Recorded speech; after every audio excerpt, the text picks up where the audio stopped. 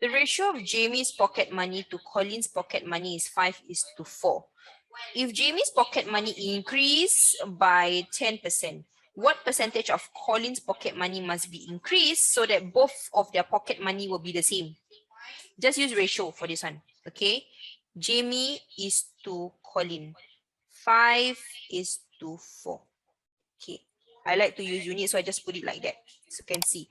Now, increase by 10%.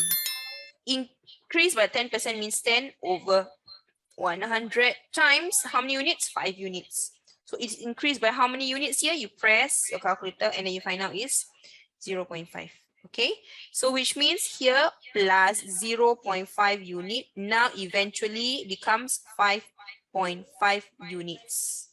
Okay, so which means I want to get my 4 units to become 5.5 units as well. What must I add to get 5.5? So you compare lah.